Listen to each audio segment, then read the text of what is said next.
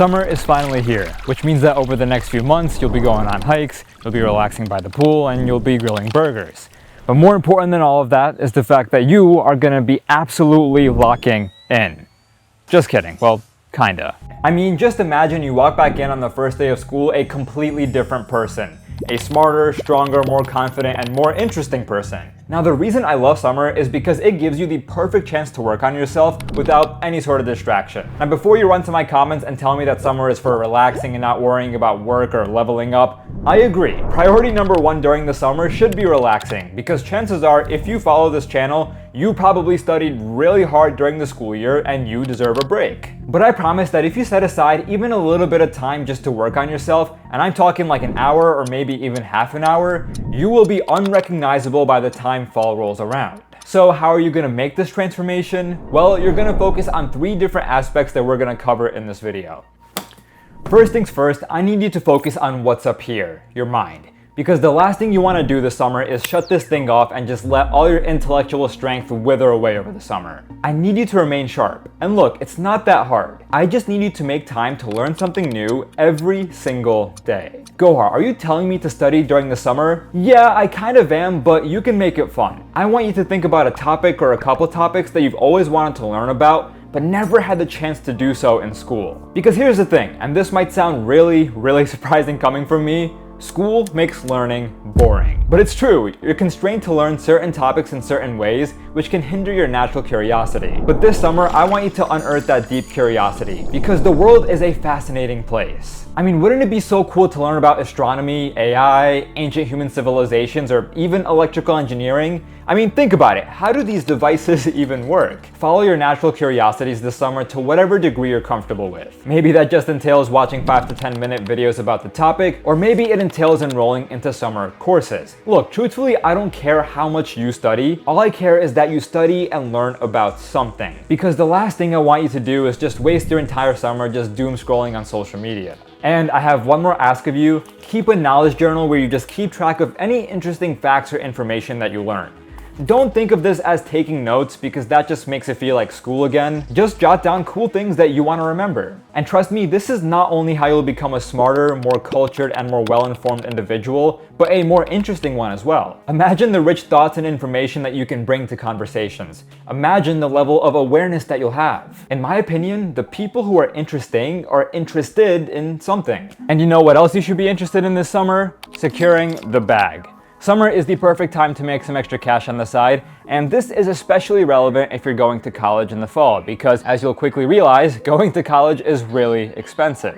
It's always nice to have some extra cash around for textbooks, school supplies, and even going out. So if you want to make money over the next couple months, you really only have 2 options. You can get a part-time job, or you can start a side hustle. Now, when it comes to part-time jobs, you have your classic options. You can be a lifeguard, a cashier, a server, even a summer camp counselor. Apparently, some people even get into golf caddying, though I don't really know much about that. I've just heard that some students make like $30 an hour from it. Now, the best part about these jobs is that they have a straightforward application process. At most, you might need a resume, but you're probably not going to need a cover letter or to do any job interviews. And on top of that, these sorts of jobs look great on a college application. Gohar, are you telling me that Harvard is going to care if I was a cashier for a summer? Yeah, look, I know plenty of students out there are doing fancy activities during the summer. For example, research and internships. But at the end of the day, colleges care more about what these summer activities say about you as a person. In other words, yes, while they're looking at impressiveness, they're also looking at the characteristics and traits these activities highlight.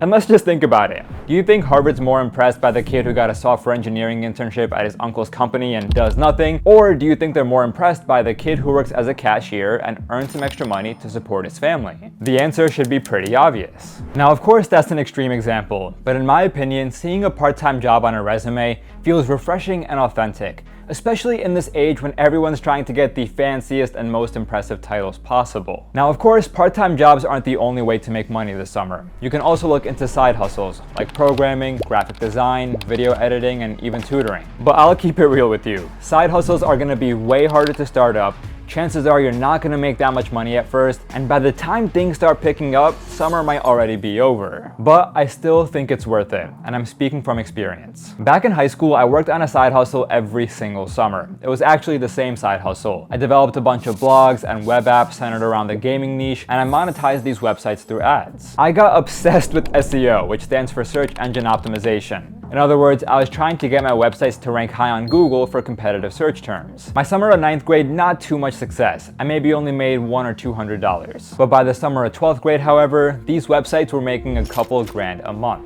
Alright, but if you're trying to run a successful business, it's ideal to have some technical skills, like programming and data analysis, which is where the sponsor of this video comes in, Simplilearn. Simplilearn is the world's #1 online learning platform for programming, technology, and business. Their courses will help you pick up valuable skills like SQL, Excel, machine learning, and even Python. Their data scientist course covers some of the topics I wish I learned back in college. For example, data visualization and how to build actual data models. It starts off by covering programming essentials, so don't worry if you've never coded before. Then it moves its way into SQL, using Python for machine learning, and even using generative AI. This course is filled with masterclasses from IBM experts, live sessions from industry experts, and labs to give you hands-on programming experience. But why data science? The industry is growing rapidly, with the market projected to reach $133 billion by 2026. But truthfully, that number probably doesn't mean much to you. More importantly, I believe it's a fun topic and a practical skill to have.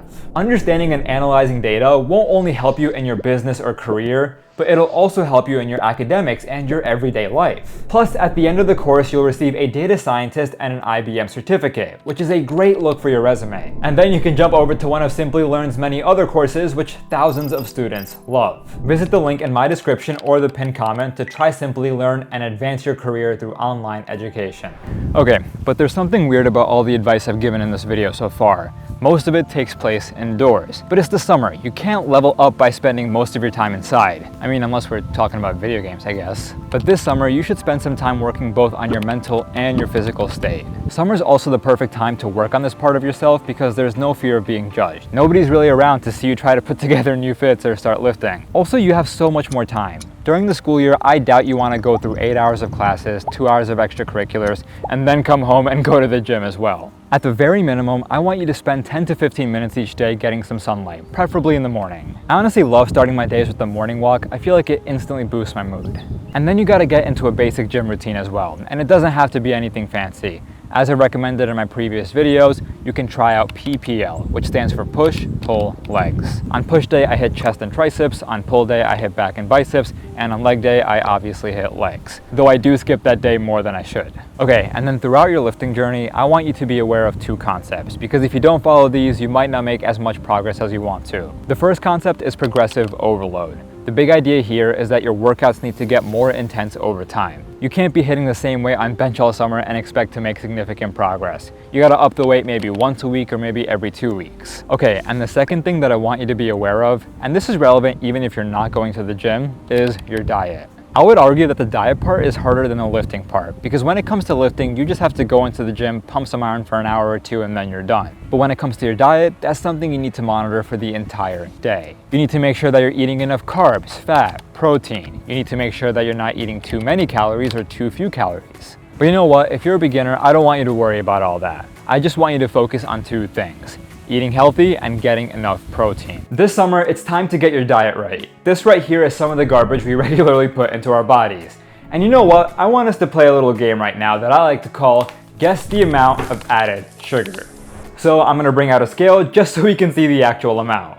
First up, we have this strawberry frosted donut. I'll give you a couple seconds to guess.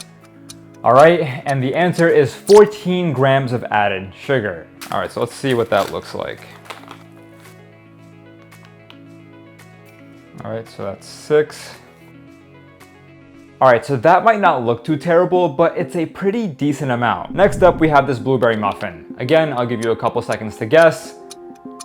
So this one took me by surprise. This is quite the jump. This has 41 grams of added sugar. So if this right here is 14, let's see what 41 looks like.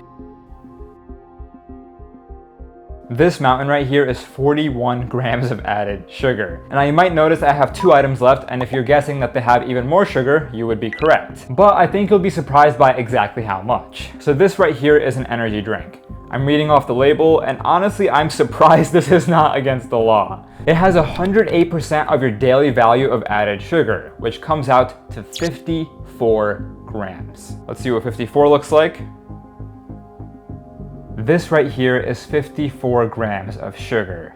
And then finally, we have this box of Sour Patch Kids. Now, I'm not gonna lie, when I was younger, I absolutely loved Sour Patch Kids. I would devour these almost every single week. But this box unfortunately has 156% of your daily value of added sugar. And that number comes out to 78 grams. Let's see what 78 looks like.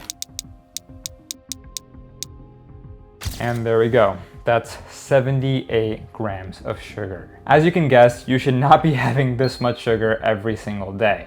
And here's the issue with it. The more sugar you consume, the more your brain's dopamine receptors go off, and the more sugar you'll end up craving over time. Excess sugar consumption can lead to weight gain, acne, high blood pressure, and even heart disease. Look, I'm not gonna stand here and pretend that I don't eat added sugar. Although I try to limit it, it's in many things that you wouldn't even expect. For example, ketchup. But the AHA recommends no more than 36 grams of added sugar a day for men and 24 grams a day for women. Also, notice how I'm saying added sugar and not just sugar. Because the truth is, sugar is in almost everything we consume, even fruits. But natural sugars like the ones we find in fruit are fine because fruit has fiber, which blunts the impact of that sugar on our bodies. Alright, so we're avoiding added sugar, but then what should you be eating if you're trying to improve yourself physically or even mentally? Alright, so nutrient-rich meals are a given. Fruits, vegetables, whole foods, you already know all that good stuff. But I also want you to focus on probiotics. Alright, why? Because probiotics are important for gut health. But more importantly, studies show a clear link between the gut and your brain, what scientists call the gut-brain axis. Don't just hear it from me. Here's what Harvard Medical School has to say about the relationship. Some research has found that probiotics may help boost mood and cognitive function and lower stress and anxiety. For example, a study published by Frontiers in Aging Neuroscience found that Alzheimer's patients who drank milk made with 4 probiotic bacteria species for 12 weeks scored better on a test to measure cognitive impairment compared with those who drank regular milk. I know this kind of sounds funny and all, but this stuff is real and it's important to consider. Some great sources of probiotics include kimchi, yogurt, sourdough. Though most days I usually have yogurt and call it a day. Now, if you're working out and trying to get bigger, you should also focus on your protein consumption. The general rule is that you should consume between 0.6 and 0.8 grams of protein per pound of body weight. But you'll quickly realize that consuming that much protein is hard.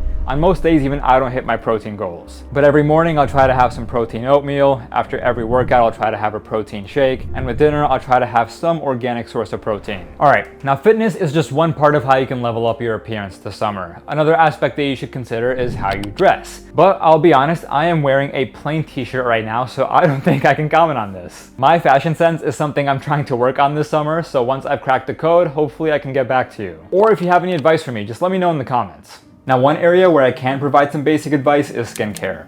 Now look, my skin isn't perfect, but back in college, I used to have really bad acne. And over the course of a few years, I feel like I ended up trying every single skincare product known to mankind. Now what I realized is that many people overcomplicate skincare. Like, yeah, you can think about toners and serums and all that stuff, but at the end of the day, you really only need 3 things. You need some sort of cleanser, you need a moisturizer, and then you need some sunscreen. The 3 products that I use are pretty basic. I'll link them in the description just in case you're interested. Oh, and if you have acne, just look for products that have salicylic acid or benzoyl peroxide. But beyond that, you really don't need to do too much more. Alright, so that does it for this video. I hope all this advice was helpful and I hope you have a fantastic summer. And once school starts creeping up again, I'll be uploading another leveling up video, but more focused on academics and study tips and study techniques. So be sure to like and subscribe if you want to see that. If you want more help with school and life, be sure to join both my newsletter and my Discord. Thanks for watching and I'll see you again next week.